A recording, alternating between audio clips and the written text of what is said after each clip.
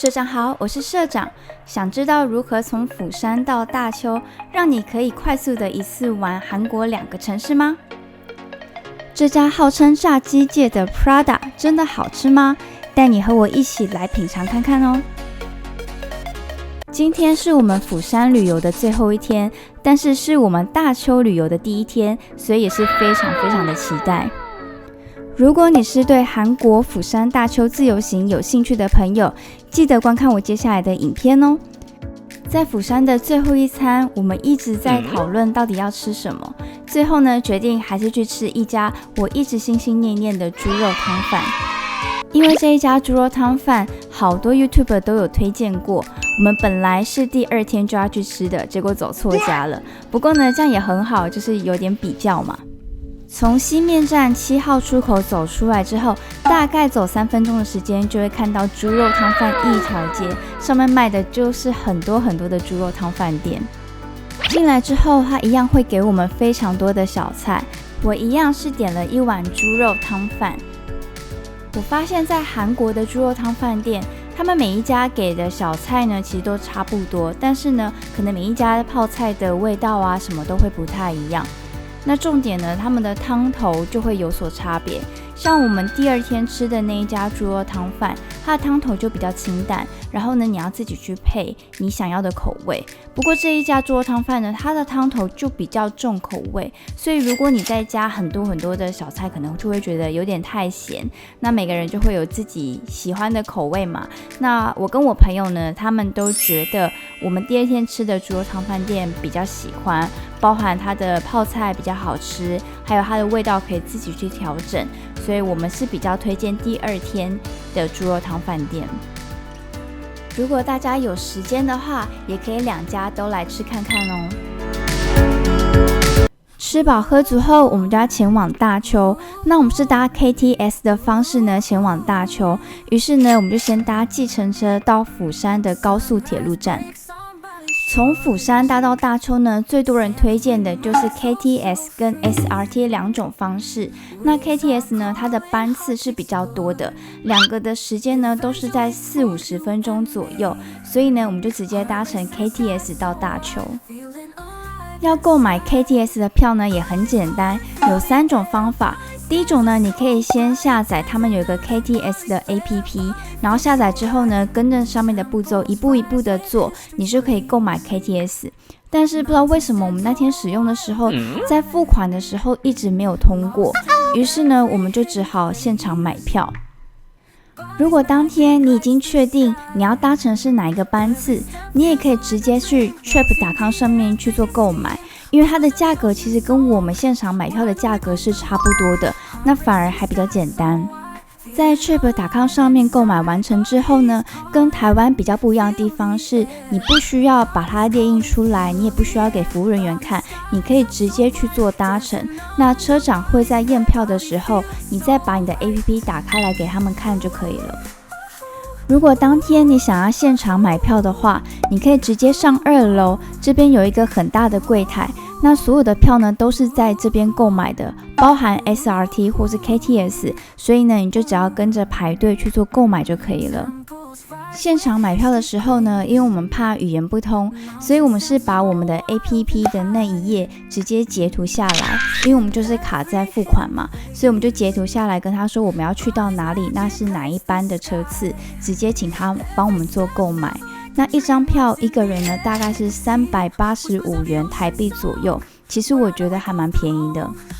购买好车票之后呢，上面就会显示你搭乘的时间、车次以及你的入座的位置。那我们就可以看一下我们搭乘的时间跟车次呢是在几号的月台，然后就可以直接走去 KTS 的乘车的入口。像我们当天就是看我们搭乘的时间是在12点35分，车次是032，所以它的月台显示就是8号月台，我们就直接走过去就可以了。如果你不清楚乘车的入口处呢，也可以问一下中间的服务柜台，他们人都很好，你就把车票给他看，然后他就会指给你看你要搭乘的是哪一个车次，然后请你过去。慢慢的走到8号月台下去之后，就会看到你今天搭乘的高铁啦。那你可以核对一下你的高铁的车次是不是正确的，正确的话就可以直接上去了。大概搭乘40分钟左右，我们就到达了东大邱站。东大邱站呢是大邱最方便的一站，因为它不仅有地铁站，它旁边还有大邱最大的一间百货公司新世界百货。所以我们就决定先放行李，然后呢就直接去新世界百货血拼。东大邱站呢里面有2个地方可以寄放行李，都是在1号出口附近。那寄放行李的方式其实也非常的简单，因为呢它都可以选择中文，然后你就选择那种最大的行李箱直接放入就可以了。但这边有一个小重点，就是它会希望你能够填写电话号码。那电话号码因为我们没有韩国的电话号码嘛，所以就先随便打。我这边本来是以为说我真的可以随便打一个数字，可后来发现这个数字之后在领行李的时候是需要提供的，所以这段数字呢绝对不可以有错，不然你有可能就没有办法拿出你的行李咯。寄放完行李之后呢，我们就决定先去购买巴士的票，因为我们在大邱的最后一天决定直接从大邱站搭乘巴士到釜山的金海机场，所以呢我们就要先把巴士的票给购买好。那如何购买巴士的票呢？我会在釜山的最后一天跟你分享，不要错过咯。从东大邱的高铁站呢，走2号出口走出来之后，就可以看到新世界百货。那这一整栋呢，真的非常的大。那因为呢，我们很渴，所以呢，就先去楼上买一杯奶茶。在韩国真的到处都可以看到这间贡茶，它在韩国呢，听说有超过980间的分店，它是韩国珍珠奶茶的第一品牌。我买了一杯热的奶茶，大概是5600韩币，就是126块钱台币左右。其实我觉得还蛮贵的。开始可以理解为什么在韩国大家都喝咖啡不喝奶茶，咖啡真的便宜的比较多。逛完了新世界百货之后呢，我们就要去领取行李。那领取行李呢的付款方式也可以直接用 WorldPass 去做付款就可以了。在东大邱站6号出口走出来，就会看到非常多的计程车。那我们本来也是用KakaOT去做叫车的，但是因为外面计程车实在是太多了，所以呢我们找不到司机，司机也找不到我们，就遇到之前跟机场一样的问题。那后来司机找到我们之后呢，感觉得出来他就有点生气，所以呢我还是建议，就是如果是机场啊或是东大邱站等等比较大型的交通枢纽，我们呢就直接去现场叫计程车就可以了，因为这样子也不会让自己的心情被打坏。从东大邱站搭计程车到半月堂站，就是我们住的饭店的位置，大概只要花费8800韩币，就是不到200块钱台币左右，也觉得真的非常的便宜。晚上我们就迫不及待的去吃一家号称炸鸡界的 Prada 它的韩式炸鸡。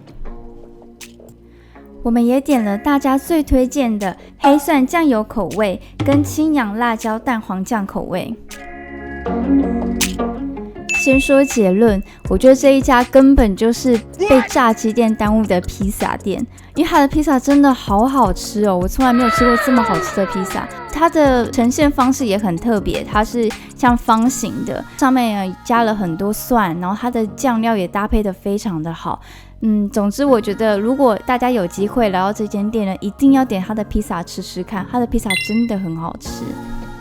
但它的韩式炸鸡呢，我跟我朋友都觉得比较没有到这么的让我们惊艳，因为我以为它的肉会是很嫩很嫩的肉，但是吃起来好像也还好。那它的酱呢，虽然黑蒜酱跟蛋黄酱都很特别，不过味道就是比较重口味，所以可能就比较不是我们的菜。